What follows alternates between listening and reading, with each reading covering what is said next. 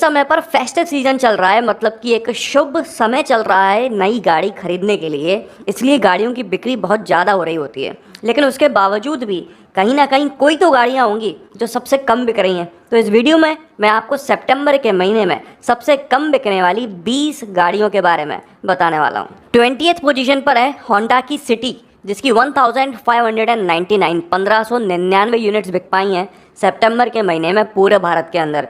Honda city अपनी segment की king है, मतलब जो भी बोलो भाई, ये एक लेजेंड कार है, सालों से इंडियन मार्केट में अवेलेबल है और लोग बाग इस गाड़ी के दीवाने थे।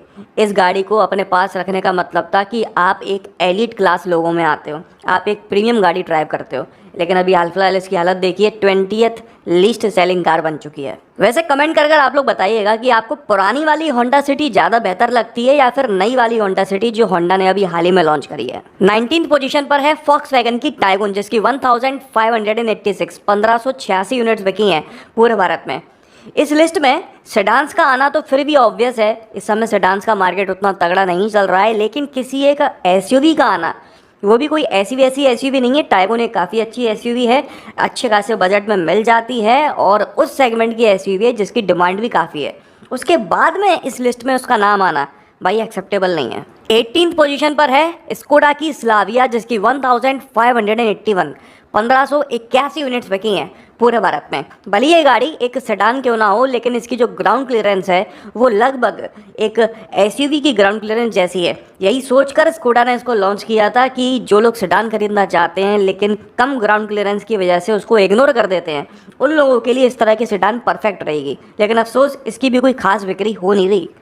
17th पोजीशन पर है टाटा मोटर्स की टिगोर, जिसकी 1534 यूनिट से बिक पाई हैं पूरे भारत में। मतलब ये अपने आप में काफ़ी शॉकिंग बात है कि ये गाड़ी सीएनजी ऑप्शन में अवेलेबल है। इस समय पर सीएनजी लोग बाग ज़्यादा पसंद कर रहे हैं, और वो भी ये उस तरह की सीएनजी है जिसमें आपको बूट स्पेस भी मिल जाती है।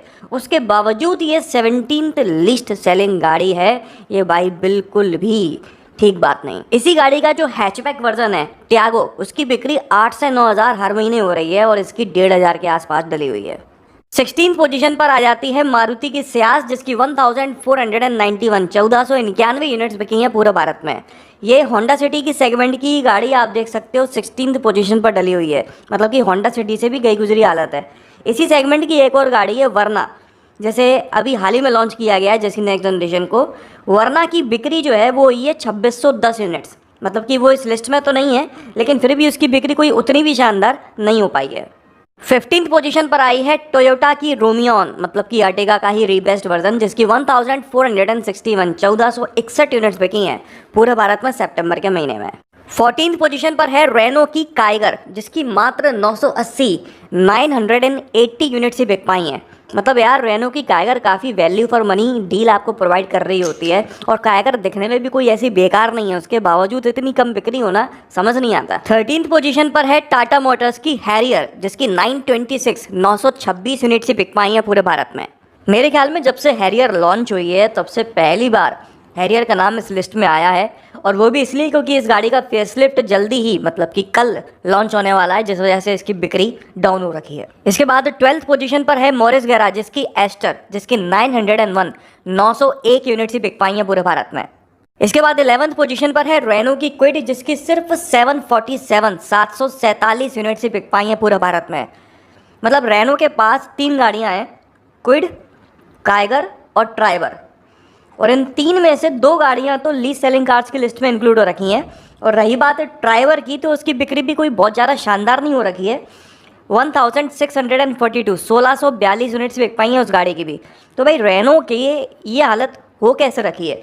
रेनो मेरे अंदाज में मारुति के बाद दूसरी कंपनी है जो इंडियन कस्टमर्स को काफ़ी अच्छी तरह से समझती है और उसी हिसाब से गाड़ियों को लॉन्च करती है, जैसे कि क्विड है या काइगर है या फिर ट्राइबर है। ये तीनों ही गाड़ियाँ इंडियन कस्टमर्स के हिसाब से काफ़ी हद तक मैच करती हैं, काफ़ी हद तक ज़रूरतों को पूरा करती हैं, और इनकी बिक्री भी उस हिसाब से एक समय तक हो भी रखी थी। लेकिन धीरे धीरे इतनी बिक्री डाउन हो गई है और कोई नया प्रोडक्ट लंबे समय से उन्होंने लॉन्च भी नहीं किया है। डस्टर को, कैप्चर को डिसकंटिन्यू कर दिया क्योंकि वो उतनी डिमांड में नहीं थे, और नेक्स्ट जनरेशन डस्टर भी अभी हाल फिलहाल नहीं 2025 तक लॉन्च होने का बोल रहे हैं।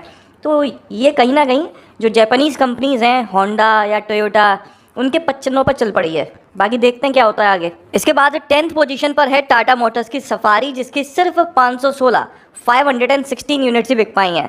भाई आप देख सकते हो, मतलब एक अगर नया फेसलिफ्ट आने वाला होता है, और हर कंपनी के फेसलिफ्ट का अलग अलग महत्व होता है। कुछ कंपनीज ऐसी हैं जो फेसलिफ्ट के नाम पर थोड़े बहुत चेंजेस करते हैं और लॉन्च कर देते हैं। कुछ कंपनीज ऐसी हैं जो फेसलिफ्ट में इतने चेंजेस करती हैं कि वो नेक्स्ट जनरेशन लगने लगती है। आप सफारी की बिक्री देख सकते हो, आमतौर पे 1500 से 1700 के आसपास हुआ करती थी, लेकिन 516 पर सिमट कर रह गई है। इसके बाद 9th पोजीशन पर है सिट्रन की C3 एयरक्रॉस, जिसकी सिर्फ 400 यूनिट्स ही बिक पाई हैं। 8th पोजीशन पर है जीप की कंपस, जिसकी सिर्फ 391 यूनिट्स बिक पाई हैं पूरे भारत में।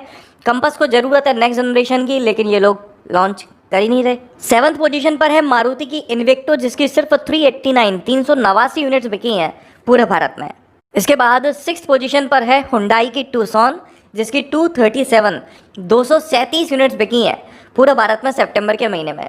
आप लोग भी ज़रा कमेंट कर मुझे बताइएगा कि मेरा पर्सनल ऐसा सोचना है कि टूसॉन की जो इमेज अगर आप देखते हैं तो उसमें जितनी सेक्सी और जितनी अपीलिंग ये गाड़ी लगती है, उतनी सामने से क्यों नहीं लगती? क्या आपको भी यही सेम फील आता है, या फिर आपको सामने से देखने में भी ये गाड़ी उतनी ही सेक्सी लग रही होती है जितनी इमेजेस में लगती है?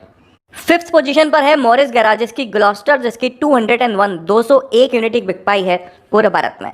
4th पोजीशन पर है सिट्रन की C3, जिसकी 179 यूनिट्स बिकी हैं पूरे भारत में। 3rd पोजीशन पर है महिंद्रा की मरार्जो, जिसकी 144 यूनिट्स बिकी हैं पूरे भारत में। मरार्जो लीस्ट सेलिंग कार हुआ करती थी, लेकिन पता नहीं कैसे इस बार 150 यूनिट्स इसकी बिक गई और ये 3rd पोजीशन पर आ गई है। मतलब 22 ने इंप्रूव किया है। 2nd पोजीशन पर है जीप की मेरिडियन, जिसकी 90 यूनिट्स बिकी हैं पूरे भारत में। और बात करते हैं सबसे कम बिकने वाली गाड़ी के बारे में, तो वो है सिट्रन की C5 एयरक्रॉस, जिसकी सिर्फ 3 यूनिट से बिक पाई हैं पूरे भारत में। मतलब सितंबर के महीने में पूरे के पूरे भारत में सिर्फ 3 लोगों ने सिट्रन C5 एयरक्रॉस खरीदी है। इस गत हो चुकी है इस गाड़ी की। ये पहला प्रोडक्ट था सिट्रन का, और उसके बाद बाकी जो 2 प्रोडक्ट लॉन्च हुए हैं वो भी इसी लिस्ट में डले हुए हैं टॉप 5 के अंदर। तो आप सिट्रन का कंपनी की जो पॉलिसीज़ हैं, जो प्लानिंग्स हैं, जो रिसर्च है, उसकी हालत देख सकते हो। तो चलिए, ये थी सबसे कम बिकने वाली 20 गाड़ियां। अगर आपको ये पसंद आया हो वीडियो तो इसे लाइक कर दीजिएगा, इस चैनल को सब्सक्राइब कर लीजिए और बेल आइकन को दबाना बिल्कुल ना भूलना। आपका दिन शुभ रहे। धन्यवाद।